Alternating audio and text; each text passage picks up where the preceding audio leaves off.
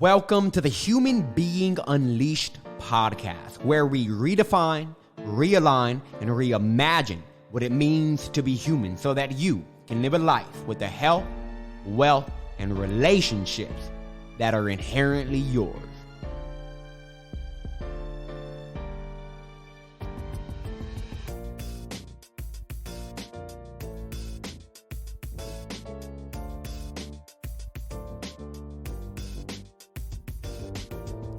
I can make $100,000 a month, no problem.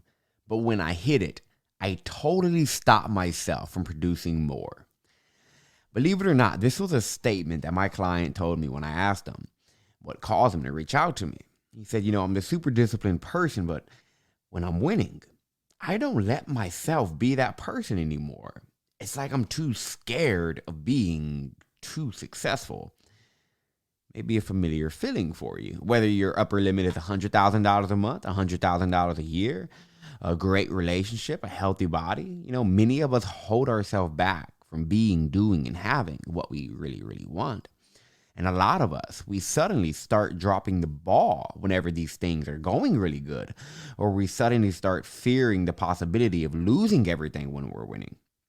I've seen it happening, a lot of times. It's interesting what we do as human beings, right?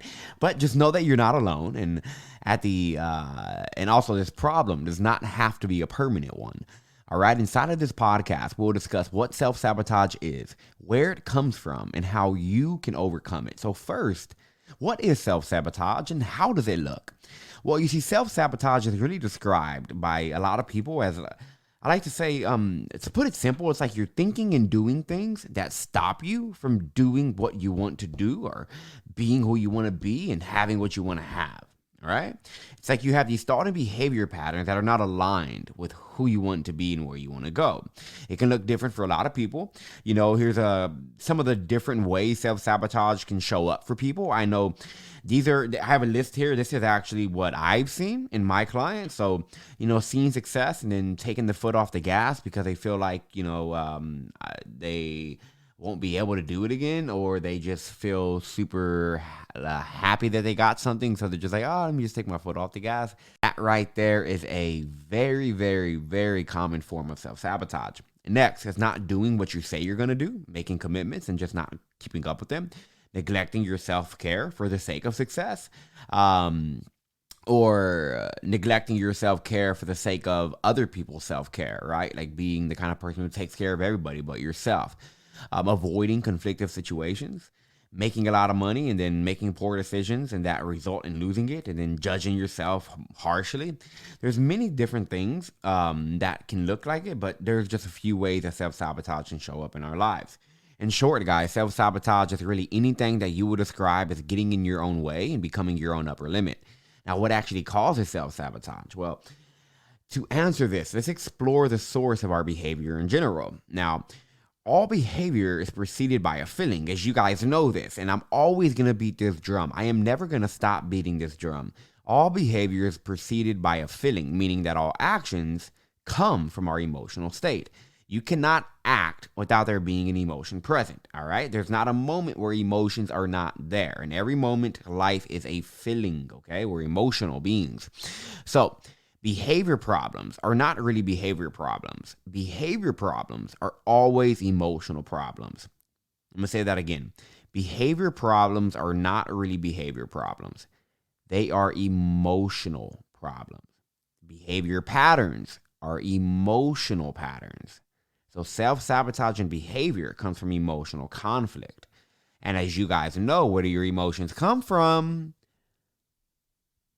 Your beliefs. You got that right. I'm trusting that you answered that in your own mind, or maybe you said it out loud. But so if you listen to the show, you already know I am an absolutely big storyteller. Storytelling is my jam. And I want to go ahead and share with you a quick story that demonstrates why people self-sabotage. And this is actually a very interesting story.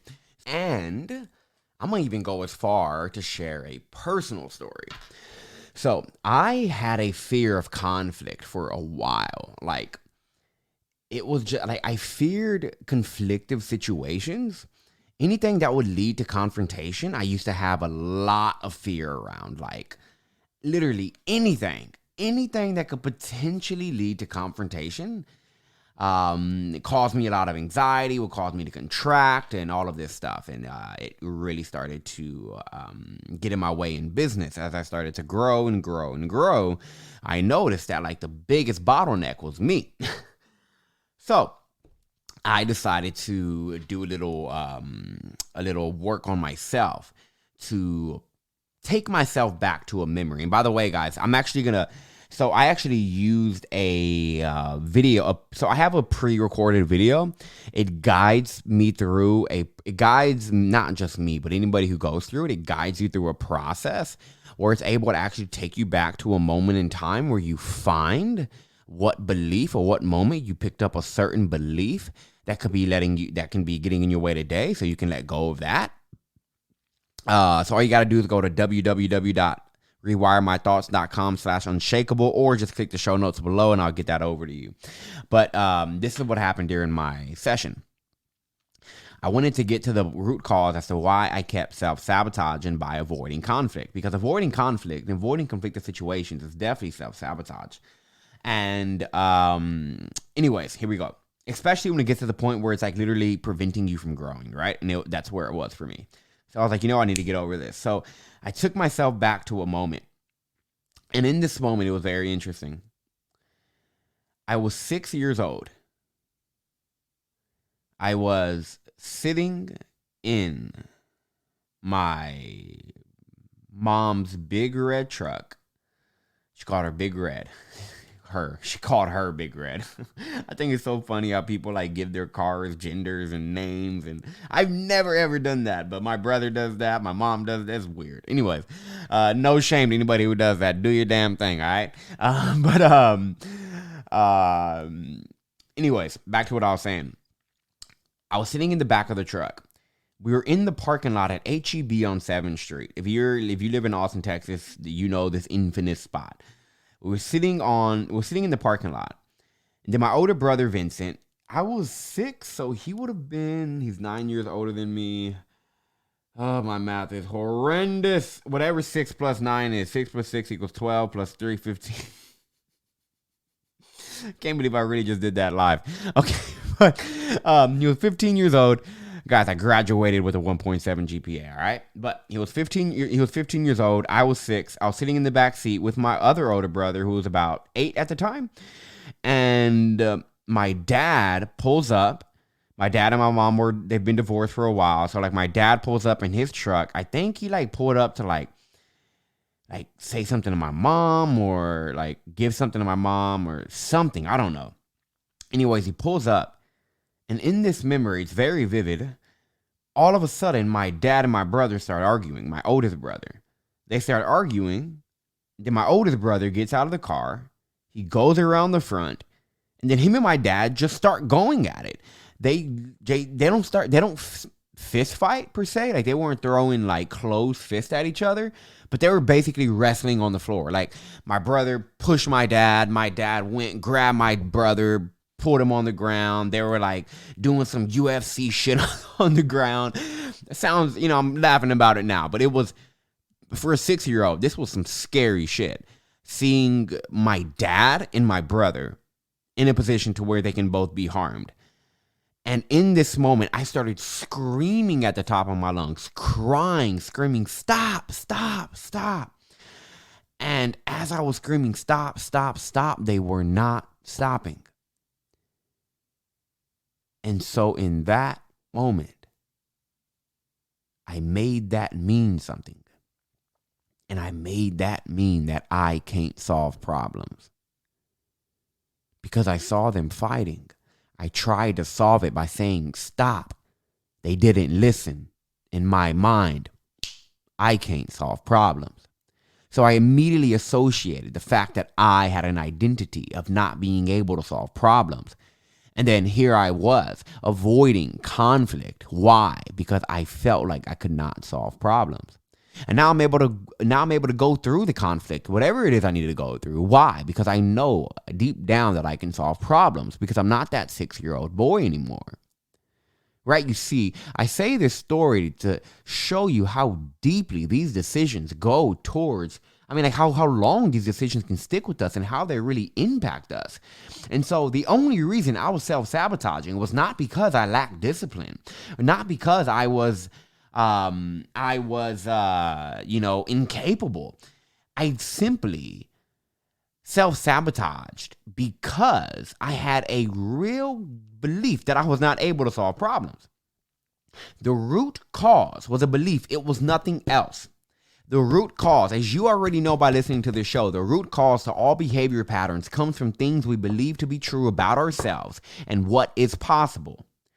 Let me say this. You do not do what you say, my friends. You do what you believe. I believe I've said that before on this show, but I'm going to say it again. You do not do what you say. You do what you believe. All the time. All right, now, there's 3 main reasons people self-sabotage when things are going well. I'm going to just run through these very quickly. After working with all these entrepreneurs personally to overcome these emotional behavior patterns, I've seen that there's 3 main reasons people start self-sabotaging when they're winning. Number 1 is growing up. You experienced something that made you feel like you were not worthy, loved, accepted, wanted, or deserving. Right? Most of us think we hold ourselves back because we're not disciplined, committed, or we don't want it bad enough. But more often than not, that's rarely the case. Most people hold themselves back because they feel like they aren't worthy or deserving of having what they want.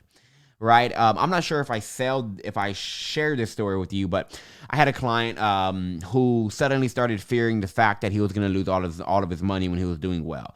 He done just over 8 figures in sales in 3 years, and he was waiting for the other shoe to drop. His chest would get tight, and he felt like he wanted to cry on a daily basis. This led him to stop showing up as a leader he wanted. So I took him through neuro remapping to find the root cause and let it go. And he went back to a memory where he was 8 years old playing a basketball game. His dad also happened to be the coach. And on this particular day, they won the game. But for some reason, his dad didn't celebrate or congratulate him for winning the game. Instead, his dad was critiquing him on what he could have did better, which made him feel like, damn, nothing I do is ever going to get my dad to love me. And so he believed that he was unworthy of fully being loved by his dad. And the funny thing is later in life, he got into business because he said, I got into business for the sole purpose of making my dad proud. So he got into business because he wanted his dad to be proud, which meant he associated business with dad. So the moment business started doing good, he feared losing it all because he didn't feel worthy of having it because business and dad's love are the same thing in his mind. So maybe you're procrastinating, not because you're lazy. Maybe you're doing it because you don't feel worthy enough to have what you want to take the action. Maybe you don't feel worthy enough to have what the action is going to get you. Interesting thought. Next is learned powerlessness. It's the second reason we self-sabotage. Some people self-sabotage their success because they genuinely feel like they are not capable of achieving what they want. So when they do it, they freak out and sabotage it. This can be a learned behavior response. It's like an emotional sense of powerlessness. Like in the example I shared above, I felt powerless, right? I went through an experience that made me come to a conclusion about life. I picked up a belief that I was powerless, right? Like I can't solve problems. Another belief, a lot of common beliefs that cause this powerlessness is this feeling of powerlessness is I am not good enough. I can't fight back. I am powerless. I am useless. I am bad. I am a burden. I have no control. I am at the mercy of my nature, or I'm at the mercy of my environment. I'm at the mercy of my past. These kind of beliefs create that, or the subconscious is running the show. These kind of beliefs create powerlessness. Okay, or really any kind of belief that just causes you to lack your own sense of responsibility for what you can and can't respond to. Okay. Now, one of my clients, he had a core belief that he was not good enough because he always came second in sports as a kid. So when he made over 6 figures as a 20-year-old adult, he started distracting himself, losing all the money because he didn't believe that anything he wanted was good enough. In fact, I shared his story on the episode, A Story of Overcoming Procrastination. If you'll see that if you look through. But anyways, he felt powerless, and the more success he had, the more powerless he felt because he went on, because this went against his core beliefs about himself. Now, the third reason that people self-sabotage is you feel guilty at some level for being who you are. Let me say that again. you feel guilty at some level for just being who you are. You see, I had a client who was a top salesman at a big tech company. After quickly performing well in his career, he got promoted to sales manager, a position that held a lot more authority. Suddenly, in this new role, this confident, enthusiastic, and successful salesperson began feeling anxious before meetings. His heart would race because before he had to lead presentations, he would feel like the world was ending when he had to meet with big business partners. And when we worked on solving this together, he went back to a memory where he was witnessing his dad pick his bags. He was witnessing his dad pack his bags, his dad pack his bags and leave the family house. He was witnessing the moment his dad was leaving the house because his parents were getting a divorce. And he remembers they always fought over money. They were always saying, we don't have enough money to take care of the kids and all these bills. So as a 12-year-old, hearing that, we don't have enough money because of the kids, he thought, damn, they divorced because of me. This is my fault. He felt like he was the center of the divorce, which gave him the fear of being the center of attention. So when he got promoted and began leading a team, all this fear came up.